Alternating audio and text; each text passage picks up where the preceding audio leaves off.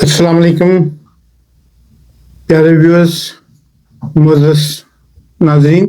आप देख रहे हैं मतलूब वड़ाइच ऑफिशियल और मैं मतलूब वड़ाइच आपसे मुखातिब हूँ। इस यूट्यूब चैनल को देखने, लाइक करने, सब्सक्राइब करने, दोस्तों अहबाब के साथ शेयर करने का बहुत बहुत शुक्रिया। जनाब, ख़बरें तो पूरे पाकिस्तान से बेशुमार बहुत ज़्यादा और कुछ आलमी ख़बरें भी जो तवज्जो की तालब हैं वो भी आपके खिदमत पेश करेंगे और उन पर हकीराना तबसरा और आप वो भी आपको ज़रूर बताएंगे। लेकिन सबसे पहले पाकिस्तान के हालात बहुत ही अबतर, सियासी अदम इस्तेहकाम अपने अरूज पे और किसी भी लम्हे कोई भी ऐसी खबर खुदा न खासा आप सुन सकते हैं, बुरी खबर।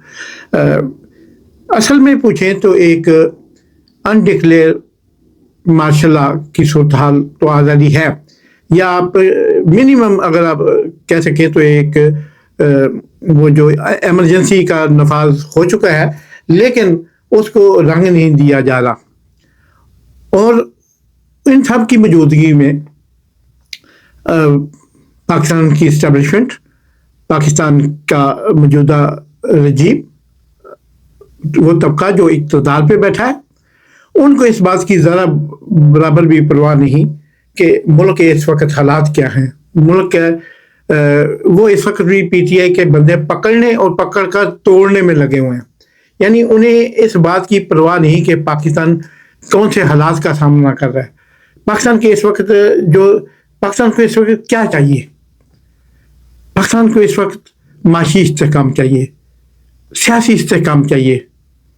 पाकिस्तान को इस वक्त अंदरूनी इंटरनल पीस चाहिए, सेटिस्फैक्शन चाहिए, लोगों को सुकून चाहिए और लोगों को रोजगार चाहिए, सेहत की सहूलतें चाहिए। ये और मिनिमम ही सही, लेकिन इंसानी हकूक जो है, इंसान के बुनियादी हकूक, वो चाहिए जीने के लिए। तो इन सब में से कोई एक भी जो है वो इस वक्त नापीस है। और सूरत हाल ये है कि गुज़श्ता रोज़ पार्लियामेंट के अंदर जाके खुफिया दारों के लोगों ने पुलिस के अम्ब्रेला तले उसको इस मिशन को अंजाम दिया, जो अपनी तर्ज का दुनिया में एक अनोखा इस तरह, यानी वो पार्लियामेंट के अंदर जो मार्शल होते हैं ना, वो जिनका वो यूनिफॉर्म पहने होते हैं, आपने देखा होगा अक्सर पार्लियामेंट के इजलास के दौरान, उनका काम होता है कि किसी हंगामी सूरत में वो स्पीकर मार्शल को ऑर्डर करते हैं और मार्शल रोला डालने वाले या मतलब कैसे बदअमनी पैदा करने वाले को उठा के बाहर कर देते हैं। यानी वहाँ पे और उसका जब क्लीन शुरू होता है, पार्लियामेंट का फ्लोर शुरू होता है, उधर किसी गैर मुतल्लका शख्स को पाँव रखने की इजाज़त नहीं, हमारे आइन के मुताबिक, कानून के मुताबिक, दस्तूर के मुताबिक। लेकिन कल सबको रोंदा गया, हत्ता कि जो पार्लियामेंट हाउस के अंदर मस्जिद थी, नमाज का वक्त था, पार्लियामेंटेरियन मस्जिद में से वो जो MNAs हैं, पुलिस ने, खुफिया अदालत के लोगों ने उन्हें मस्जिद से जाकर कॉलरों से पकड़कर, बालों से पकड़कर घसीटा और खींचते हुए गाड़ियों में बिठाया, जिनमें बड़े बड़े नाम है पीटीआई के क़यादत के, सभी मरकज़ी क़यादत जो मुंतखब है, जो फार्म 47 की रद में नहीं आई, वो सारी क़यादत को पकड़ के ले गए। और फिर दूसरी तरफ इस तरह, यानी पार्लियामेंट का तकद्दुस पमाल करने की जुर्रत किसे हुई, क्यों कर हुई? खुद ये हुकूमत हर मौके पर, और जमहूरियत की चैम्पियन उसकी जो इत्तेहादी जमात है पीपल्स पार्टी, वो हर मौके पर ये इरशाद फरमाते हैं कि जमहूरियत सबसे बड़ा इंतकाम है। ओके, शहीद मोहतरम बेनज़ीर भुट्टो के साथ था, मैं रहा हूँ 8-9 साल, उनके ज़ाती साथ रहा हूँ एज ए उनका स्पेशल नुमाई ख़ुसूसी की उनके तौर पर। तो ये उनका मौक़िफ़ था, ये उनका फ़लसफ़ा था, लेकिन इस पे काम किसने किया?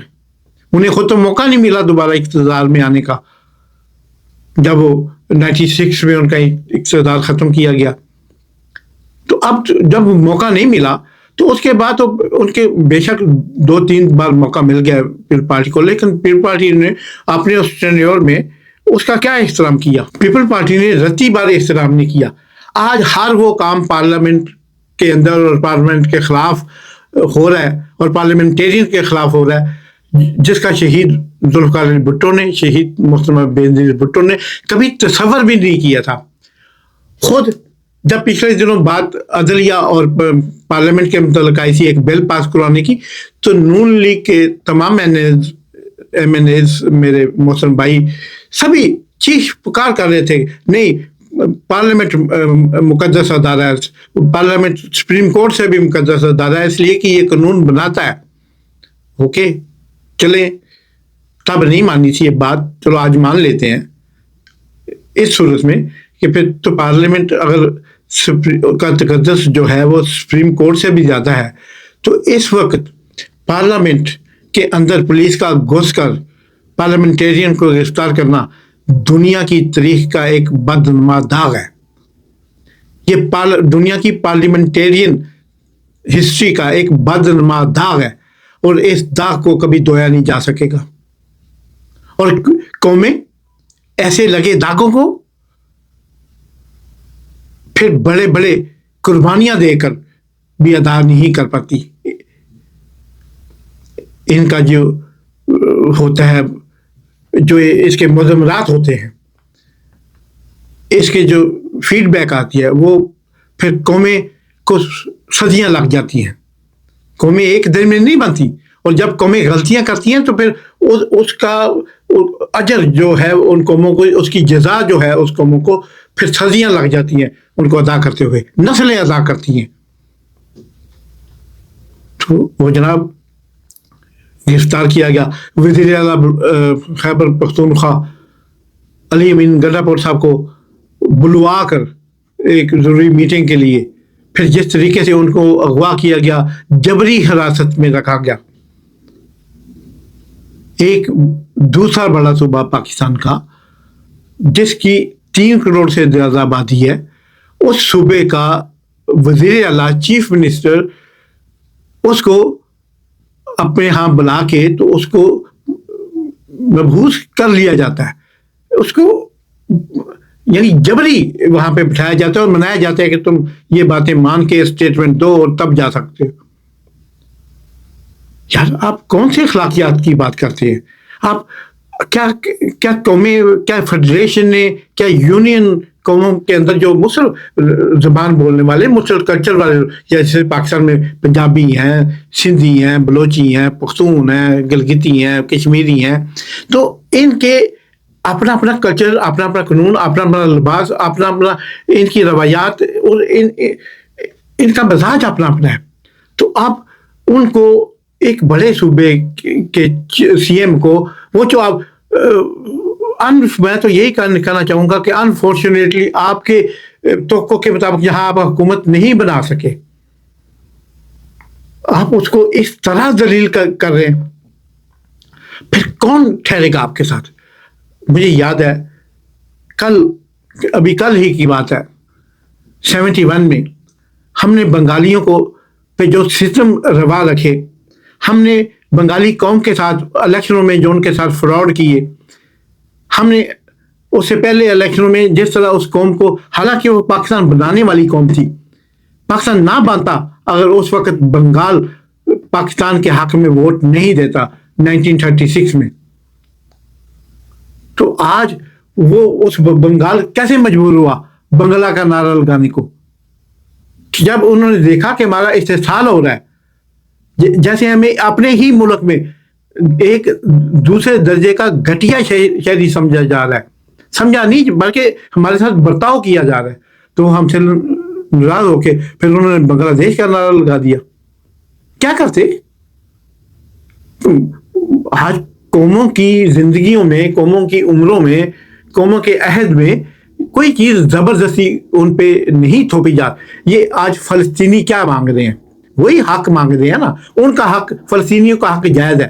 کشمیری اپنا حق اگر بھارت سے مانگ رہے ہیں تو ان کا حق جائز ہے، لیکن پاکستان کے اندر رہتے ہوئے پاکستانیوں کو اپنے حقوق مانگنے کی اجازت نہیں، اس لیے کہ وہ قدرتی طور پر پاکستان میں پیدا ہو چکے ہیں، پاکستان کے سٹیزن ہیں، پاکستان کے شہری ہیں، لہذا وہ تمام جبر و ستم برداشت کرنا ان کی آپ مجبوری سمجھتے ہیں۔ تو یہ قومیں ایسے نہیں بنتی۔ اور پھر کیا ہوا، ایک اکیلے مجیب الرحمان نے پاکستان کے مطلب ہماری ہر چیزوں سے وہ بنگلہ دیش علیحدہ کرنے میں کامیاب ہو گیا، مجبوراً یا سہون۔ لیکن اس کا پاکستان کو کیا نقصان ہوا؟ دنیا کا سب سے بڑا دیش ہوتا آج پاکستان، مسلم دنیا کا 20 کروڑ ان کے اور تقریباً 28-30 کروڑ ہمارے، 50 کروڑ کا ملک ہوتا، دنیا آنکھ اٹھا کے نہ اس کی طرف دیکھتی، اتنی بڑی طاقت ہوتا۔ اور جناب آج ہم کیا کر رہے ہیں؟ انہی پختونوں کے ساتھ ہم کیا کر رہے ہیں؟ ہم ان کو سزا دے رہے ہیں پاکستان میں کے ساتھ رہنے کی۔ ہم بلوچوں کے ساتھ کیا کر رہے ہیں؟ ان کو سزا دے رہے ہیں پاکستان کے ساتھ رہنے کی۔ اسی طرح ہم جناب سندھیوں کے ساتھ، مہاجروں کے ساتھ کیا کر رہے ہیں؟ اور ہم دوسرے جو صوبے ہیں ہمارے جن کو ابھی صوبوں کا اسٹیٹس نہیں ملا، آزاد کشمیر اور گلگت بلتستان، ادھر ہم کیا کر رہے ہیں؟ زبردستی پارلیمنٹ توڑ رہے ہیں، حکومتیں گرا رہے ہیں، حکومتیں اپنی مرضی کی بنوا رہے ہیں۔ یہ حکومت کرنا سیاسی جماعتوں کا کام ہے یا اسٹیبلشمنٹ کا کام ہے؟ اگر اس مجبوری کا نام اکٹھا پاکستان کو باندھ کے رکھنا ہے، پاکستان کو ایک بنڈل بنا کے آپ نے ایک ریپ کے اندر ریپ کر کے رکھنا ہے، تو پھر یہ مجبوری کا پاکستان کوئی نہیں مانے گا۔ یہ امن، شانتی، پیار، محبت، اخوت کا نام پاکستان ہے۔ ان رشتوں کو مضبوط کریں، اپنوں کو قریب کریں، انہیں دور مت کریں۔ دور کریں گے زبردستی ہم انہیں نہیں رکھ سکتے اپنے ساتھ۔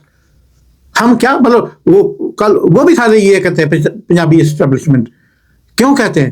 حالانکہ پنجاب کی کبھی بھی اسٹیبلشمنٹ اس حالت میں نہیں ہوئی کہ وہ اپنے فیصلے کر سکے۔ پنجاب کا سیاستدان کبھی کوئی اپنے پیپل پارٹی اتنی دفعہ اقتدار میں آئی، کیا وہ پنجاب کے بغیر کبھی اقتدار میں آ سکتی تھی؟ اگر پنجاب کی 149 سیٹیں یا آج 142 سیٹیں ہیں، اگر وہ اس میں شامل نہ ہو تو کیا خیبر پختونخوا کا کوئی وزیر اعظم بن سکتا ہے جب پنجاب اس میں شامل نہ ہو؟ تو پنجاب کے بغیر بھی کچھ نہیں، بلوچستان کے بغیر بھی کچھ نہیں، پختونوں کے بغیر بھی کچھ نہیں، سندھیوں کے بغیر بھی کچھ نہیں۔ پاکستان ایک گلدستہ ہے، اور اس گلدستے کو اس کی خوشبو سے، اس کی مہک سے، اس کی محبت سے، اس کے احترام سے پاکستان کو مہکا دیجیے، لیکن اس کو زبردستی یقین جانیے نو وی آر لیونگ ان 2024، اور 2024 کے تقاضے مختلف ہیں۔ یہ 1820 والی بات نہیں ہے، 1824 والی بات نہیں ہے۔ ہم اس وقت بہت سا پانی پلوں کے نیچے سے گزر چکا ہے۔ آج جیسے صاحب کہہ رہے ہیں کہ میں نہیں کہی، ابھی کل کی بات ہے، 24 گھنٹے بھی نہیں ہوئے، 48 گھنٹے بھی نہیں ہوئے، انہوں نے فرمایا تھا کہ میں ایکسٹینشن نہیں چاہتا، آج پھر وہ مانگ رہے ہیں۔ یہ پکڑ زکڑ بھی اسی لیے ہو رہی ہے کہ مل ملا کے قانون پاس کر کے اس کو بٹھا دو۔